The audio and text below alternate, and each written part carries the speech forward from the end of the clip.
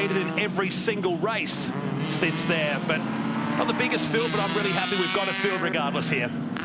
And that's important at the moment, Matt, is the fact that we've got a support category on the bill this weekend. They're doing a great job. The racing's terrific. We've got a real variety of cars out there, very different ones, particularly that 34 there, the Ford Escort's got to be our favourite from within here, doesn't it? We voted.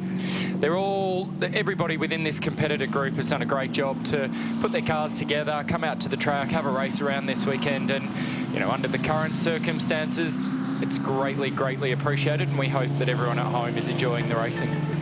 Absolutely. Rodney Jessup will start from pole position in what was a former V8 Ute, now a sedan. Starts alongside Craig Wright on the front row, David Ling and Jeff Cowie. Shane Smith, who spun but still managed to hold on for a top 5 result in race number 2. Gary Dempsey starts alongside Marion Bednowski in position number 7. Pete Anderson and Stav Mostras inside the top 10 with Angela Agostini. Gavin Thompson not having the greatest weekend by the self-proclaimed greatest of all time in the HQs here in the Northern Territory. He'll start towards the tail of the field for the third and final race. We get to keep this combination class racing going next week in Townsville. It's a bit of an all-in happening as part of the NTI Townsville Super Sprint next weekend. Can't wait to see that. Anything from Super 3 to Carrera Cup cars, anything else in between. It's going to be cool. It is going to be very cool. I mean, this weekend, the category that we've got on screen at the moment in HQ's Improved Production and Commodore Cup is very much grassroots racing, very much families getting together and being able to get these cars going. Great to see Ross Salmon make his way back out. He had an issue with the right front of that car in today's earlier race. Back to my point where I was going with that, Matt, is that this is very grassroots. But when we go to Townsville, Carrera Cup, Super 3, Aussie racing cars, there's going to be a whole heap of different categories out there running around. And sorry, not Aussie racing cars, but they will be out there running around Carrera Cup and Super 3. So cool to just get some support categories coming along at the moment, and it's just small steps in return to race format that Motorsport Australia around the country are looking after under these COVID systems. Yeah, tend to agree. As one of the Commodore Cup cars comes in, Cup 22, not looking to take the part. Steve Capitula going straight back into the paddock, so not making it to the grid for the final race. So Salmon starting from the back of the field here, and will set sail for turn number 1, chasing the white Commodore on pole position of Rodney Jessup. The green flag waves at the back, and the final time we'll let him loose down to turn number 1. The Improved Production Commodore Cup and HQ supporting here at the Core Staff Darwin Super Sprint. And away we go for the final time.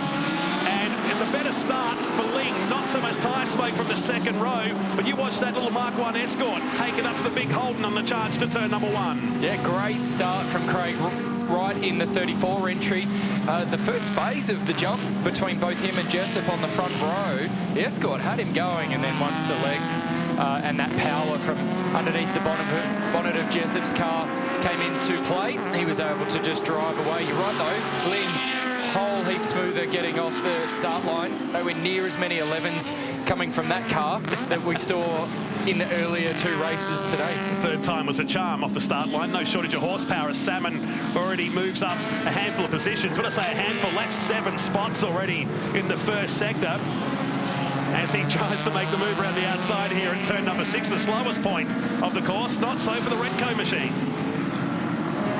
No, the Renko machine looks like it's just going getting around everybody pretty quickly there. No issues, plenty of straight line power, and particularly that long run down into turn 1. Interesting for me though, Matt, the earlier race today, the red lights came on, and they were only on for a very short amount of time, whereas that start that we just saw there, the red lights were on for a long period of time. So the starter just not giving any of the competitor group here much of an insight into when they're going to flick those lights off. And little things like that, you got to know when you're sitting on the grid.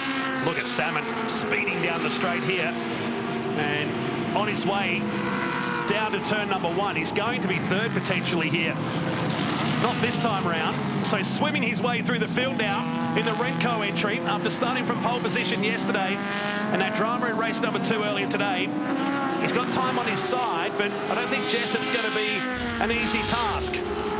Let's have a look at the race start. So they were held quite a lot longer this afternoon than they were this morning.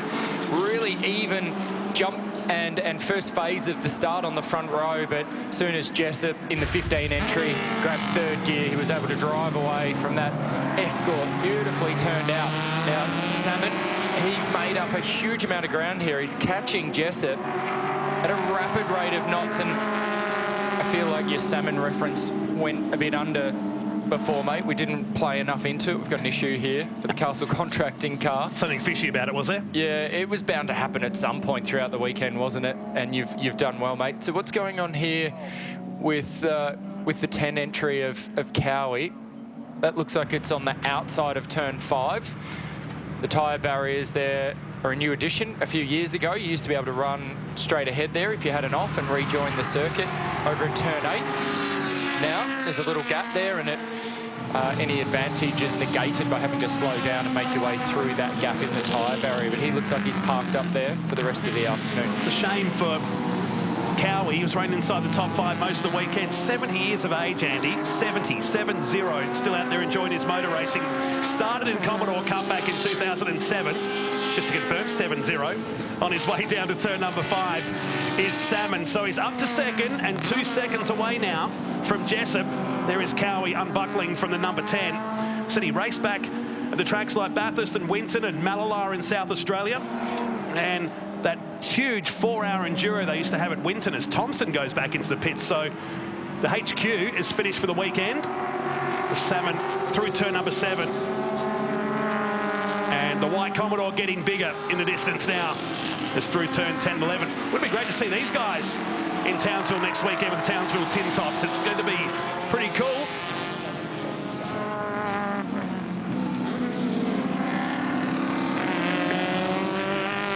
The two Commodores heading down the long main straight at Hidden Valley to complete another lap. We're halfway home.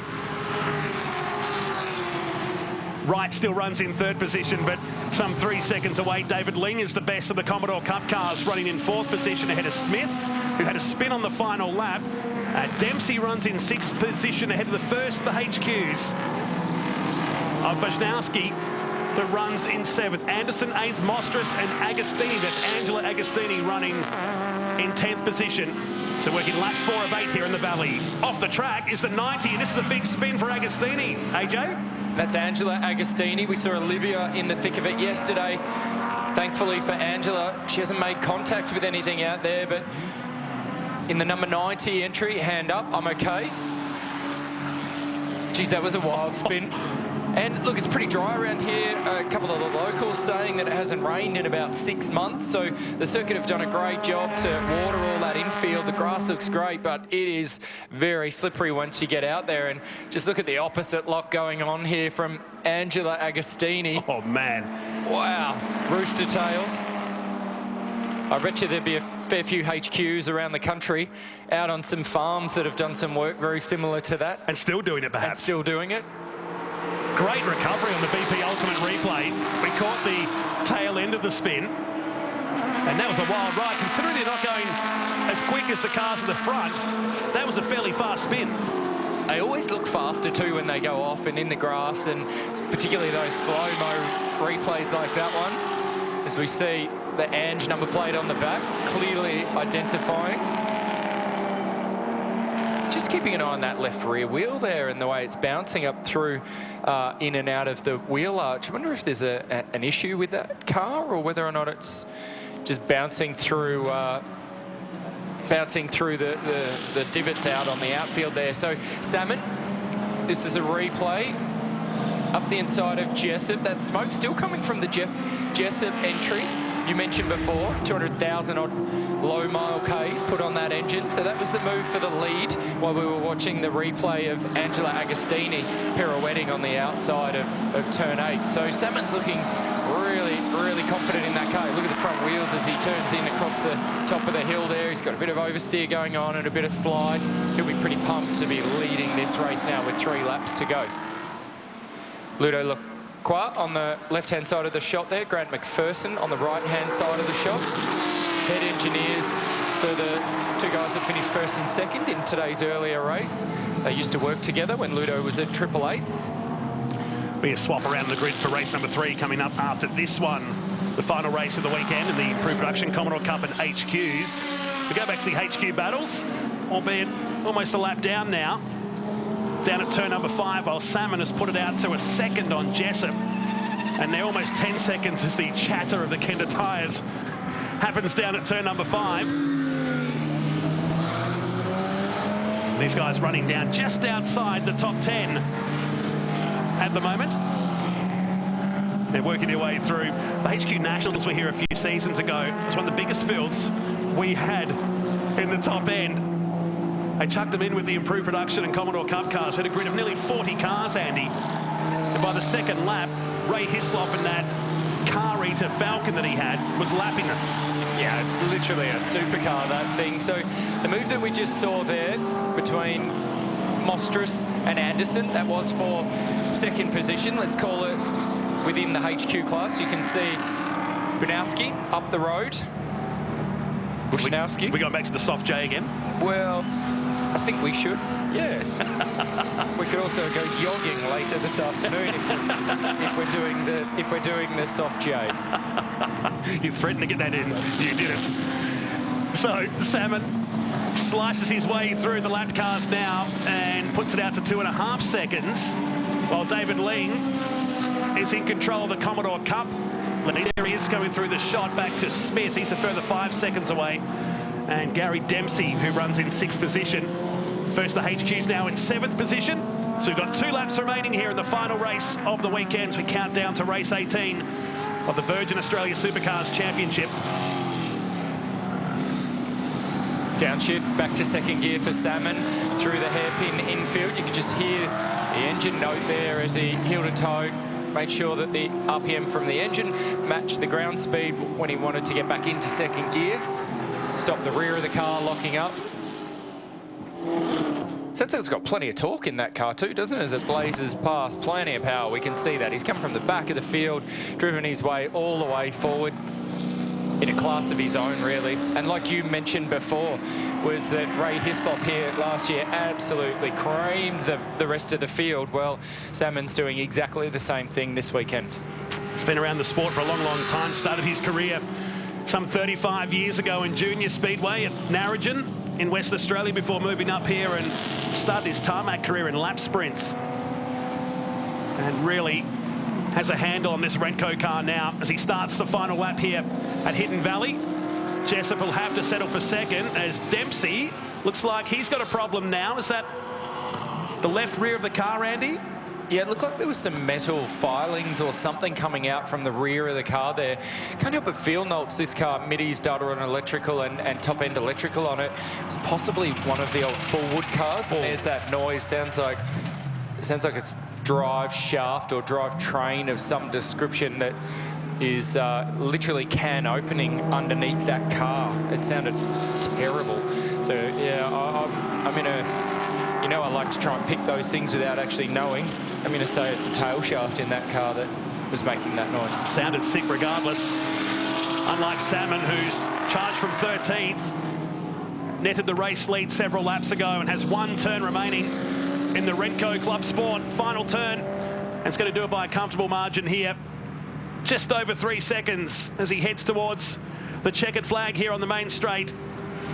And will win the final race of the improved production Commodore Cup and HQs. Jessup will be second after picking up the race win earlier today. They lapped everyone, Andy, up into 7th position. You know what, Dempsey got back to the pits. He may very well have finished in 6th position as Craig Wright in a little Mark 1 Escort scores a top 3 position as it screams its way past the finish line here today in the final race. Dempsey back in the pits in 6th. Bushnowski finishing in 7th here today, the first of the HQs. But no one was going to catch Salmon once he got to the front of the field there. Just under 4 seconds. Downstream back to Jessup, then Wright in 3rd, Ling 4th, Smith 5th. Angelo Agostini, even with the spin, managed a 10th place finish over the backside of the circuit. Olivia Agostini, Gavin Thompson went back into the pits, and Jeff Cowie. Great to have them supporting. Next week, we'll see the Townsville Tin Top supporting the event up there in